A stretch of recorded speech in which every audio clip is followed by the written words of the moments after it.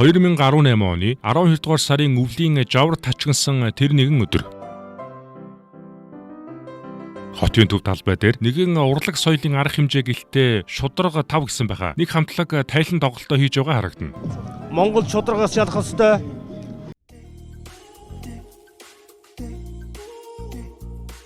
За энэ алхаа малхаа үл ер нь гоё вэ нөө гоё. Хэрэв хойноос нь 2 камер авсан байсан бол яг л Тэнгисийн эрэг дээрх шоуны бэлгүүн ахын slow motionтэй алхалтаас дутгааргүй ёстой манангийн эрэг дээрх 2-4-7 шиг л харагдаж байна. Яваад очлоо соёлын арга хэмжээ биш харин усыг хурлын дарга Мэ гомбын хулдыг огцорхийг шаардсан манан дэглэмийн эсрэг Монгол төмний нэгдэл хэмээх эсэргүүцлийн жагсаал байсан юм байна л да.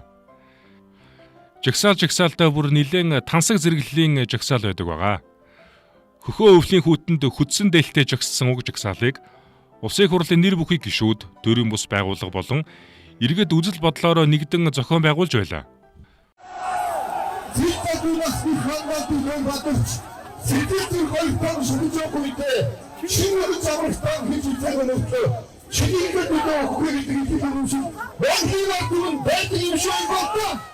За юм ингээд дуссангүй.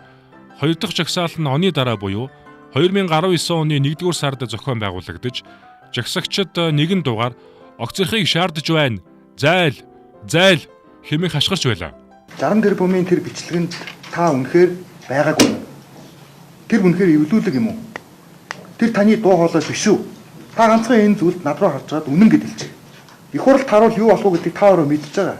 Тийм учраас Монгол Улсын их хурл таны албан тушаалаас илүү их үн цэнтэй гэж бодож байгаа учраас ардчилсан үндсэн хуулийг хамгаалахын төлөө ардчилсан парламентын ясыг хамгаалахын төлөө арга буюу бид нар өнөөдөр ийм байдал хүрч ирчээд байна. Нэгд өдөр хүртэл их хурлын дараа та огцор хөрвөлөө өгөхгүй л бид нэр дараагийн тэмцлийн хувцсын хурц хэлбэрчилж болно шүү гэдгээ танд бас аль биесээр мэдээлж байна. За.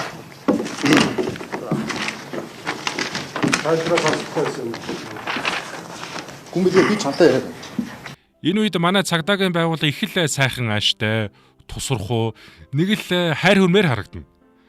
Яг уу эргчүүлөөт арчилсан улсад үзэл бодлоо чөлөөтэй илэрхийлэх, тайван жагсаал хийх, цуглаан хийх эрх хүм болгонд байгаа л да. Энэ бол үндсэн хуулиар олгогдсон бидний эрх. Дээр нь монголчууд болохгүй байгаа баба зүйлийн эсрэг эвлэлтэн нэгдээд жагсаж сурч байгаа нь сайшаалтай юм л да. Гэхдээ л энэ жагсаал нэг л тансаг зэрэглэлийн харагдаад ч байгаа юм шиг. Та нарт бас тэгж санагдаж байгаа байх л да. Жагсаалд оролцохоор ирж буй иргэдийн биед металл эд зүйл байгаа эсхийг металл илрүүлэгчээр илрүүлэх, согтууруулгын дааны зүйл хэрэглэсэн эсхийг шалган нэвтрүүлэх, бас олон тооны гэр мэр бариулсан байх жишээний.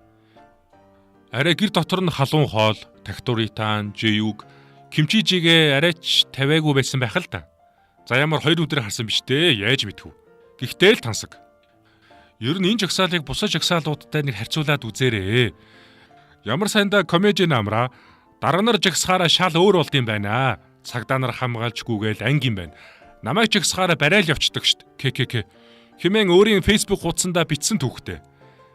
Ямартай ч үр дүнд нь улсын хурлын дарга Мэ гомбын холд ийн хэлээд ерөнхий сайд асан Алтан хуйгийн хөргөн дэнзэн Эрдэнэс 5 толгойн компаниас зарласан сонгон шалгаруулалтанд оролцоогүй бол шудраг усын хонгил гэдэг энэ үг гарахгүй байх байсан юм аа. Тийм учраас би энэ их хурлын цаашдын үйл ажиллагаанд санаа зовниж байгаа. Албан тушаалаасаа огцорлоо. Харин шудрах тав хамтлагийн ах нар тухайн үедээ хэн ч улс төрийн дээгүүр алтан тушаалд очихгүй хэмээн хэвлэл мэдээлэлээр ярьж байлаа л да. Энэ ийм хүлээлтийг бид нар аваад ямар нэгэн байдлаар одоо иргэдийнхээ итгэлийг ч юм уу албан тушаалаар намилцахгүй. Миний хувьд одоо ямар ч албан тушаалд очихгүй. Тэр байтугай би байнгын орны дарга болохгүй. Гэхдээ амьдрал дээр оюун эрдэнэ ба засгийн газрын хэрэг эрхлэх газрын дарга болоод дараа нь Монгол улсын 32 дахь ерөнхий сайд боллоо. Харин Нямбатар багийн хувьд хууль зүйн дотоод хэргийн сайд, оюу толгойн ажлын хэсгийн ахлагч, Мөн гадаадын хөрөнгө оруулагчдын эрх ашгийг хамгаалах ажлын хэсгийн ахлагч, авилгалын индексийг бууруулах ажлын хэсгийн ахлагч, мөнгө угаах, терроризмыг санхүүжүүлэхтэй тэмцэх бүр ядарчлаа. Үндэсний зөвлөлийн дарга байлаа л да. Харин одоо ямар албан тушаал хашиж байгааг наддаар хэлүүлдэхүү бараг бүгд л мэдж байгаа ах дөө. Аюур сайхны хувьд улсын их хурлын дэд дарга гих сентиэд сууж байгаад нүүрсний хэрэг толбогдсноор шүүх түүний нийтийн албан томилогдох эрхийг 5 жилээр хасаж 3 жилийн хугацаанд 20 ял оногдууллаа. Харин Луу Олдхуй Бельгийн хаан тусад суух онц бөгөөд бүрэн эрхт элчин сайд, харин Батцандан Уба Австрали улсад суух элчин сайдын зөвлөхөөр томилогдсон бөгөөд үүнийгээ цөллөгтөө жишиж цөлгийн газраас бичсэн тэмдэглэл гих цуврал бичсэн байдаг. Яг хоо Батцандан болт хоёрыг хэлж байгаа юм биш л дээ. Гэхдээ улсын их хурлд сонгогдоогүй хохирлыг барагдуулдаг газар нь элчин сайдын болоод бараг л удаж байна дөө. За тэгэхээр манан тэглэмийн эсрэг Монгол түмний нэгдэл хэмээх эсэргүүцлийн жагсаал нь үр дүндээ хүрсэн юм уу? Нөгөө манан цас будан гэдэг зүйл нь одоо тэгээд арилцсан юм уу да хэмээх асуултыг та өөрөөсөө асуугаад тэгээд өөр өөртөө хариулж байгаа. За нөгөө лайтай 2018 оноос ихтэй жидүүгийн дуйлаан үргэлжсээр л байлаа. Бүгдийг нь 950 өргөцсөн. Хүлэмж барихад 950, хувцсны цэх барихад 950, гутлын үйлдвэр барихад 950, фермер хийхэд 950. Гэхдээ эний чинь ард түмэн шоолоод ш. 45-ын гутал гэж нэрлээд ш. Би тэр жижиг дунд үйлдвэрийн зээл олгосон тухайн асуудлыг мэдэхгүй. Энэ миний мэдлийн асуудалч биш. Харьяалсан сайттай, харьяалсан яамтай, харьяалсан агентлагтай. Би хүн болгонд 950 сая төгрөг гэж хэлээгүй.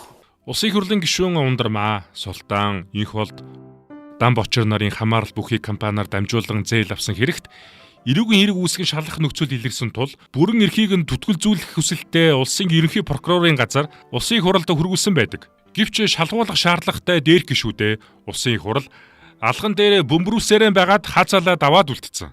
Ямар сураагүй ш. За дарга нарын шунал зөвхөн жидүүгээр зогссонгүй. Боловсролын зээлийн сан, хөдөлмөр эрхлэлтийг дэмжих сан зэрэг иргэдэд боломж олох зорилготой тусгай сангуудаас мөнгө гусаад л байлаа. Ямар сураагүй штэ тэгээд. Байж болох бүхий л нөх сүв рүү гараа оруулдаг нь хорвоогийн жам юм даа чавс. За энэ үед Улаанбаатар хот маань эзгүй байлаа. Нийслэлийн засаг дарга Сундын Батболд өөрийн хүсэлтээр гихүү, өөрийн хүсэлтээр бус гихүү ажлаасаа чөлөөлөгдөж, орных нь хүнийг томилтол орлогч Бат Баясгалан үүрэг гүйцэтгэж байлаа. Амар сайхан нийслэлийн засаг даргаараа 2 сарын 27-нд томилогдсон юм.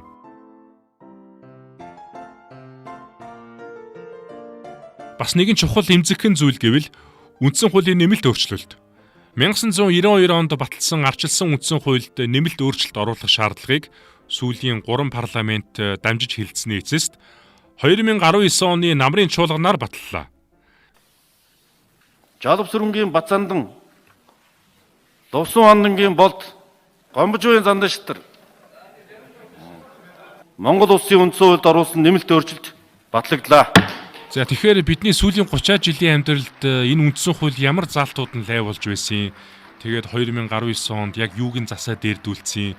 Бас магадгүй юуг нь дордуулах нэгууртай юм бэ гэдгээр дахиад тусад нь буу халнаа хэдүүлээ. Өөрөөр хэлбэл бүр тухтай үндсэн хуулийн философийн дурангаар харж онол практик, алдаа оноо, статистиктоо тэр ингэсэн, тэр тэгсэн гэсэн үйл явдлуудтай нэг сайхан энгийн ойлгомжтой хүрнэн өгүүлэх болно. Бас 2020 онд сонгуулийн жил юм болохоор гой амлалтууд араасаа цуварч байлаа. За мөрийн хөтөлбөр гэхээсээ илүү мөрөөдлийн жагсаалт болсон энэхүү үлгэрийн аваргаар Монгол Ардын хувьсгалт намын гаргасан өрх бүрт орон сууц хөтөлбөр. Тэд иргэдийн ипотекийн зээлийг хөг тэглэж тэднийг үнэгүй орон сууцнд амьдруулах боломжтой хэмээн аваад хайчихлаа. Энэ тухай Монгол Ардын хувьсгалт намын ерөнхий нарийн бичгийн дарга Эрдэнэжамян өөрийн Twitter хуудаснаа Монгол Ардын хувьсгалт нам ирэх баригч болно. 2020 оноос эхлэн ипотекийн зээлийг тэгхүүтэй болгоно. Шинээр орох хүмүүсийг тийм зарчмаар оруулна. Өмнөх орсон хүмүүсийн төлсөн хүүг үндсэн төлбөр тооцноо. Барилгын салбарт хэлнэ. Банкуд эрүүлжнэ. Хүмүүс аж аргалтай болноо. Win хэмээн бичсэн дүүхтэй. Эрдэнэжамын дарга та залуу хүн байж гэн. Тэгээд ийм залуу хүн байж ийм поп юм яриад амлалт өгөө зогсож байгаа гэдэг дээр та жоохон бас бодооч ээ. Үгүй тэгээд сэтгэл нь сайхан юм даа чавс. Яг уу ингээд харахлаар дан ганц хулгай яригдсан саяхны түүх дурсагдж, хөрөл зүрх хайлж, Тусал нулимс унахдаа хацрыг гисгэн доошлох юм да.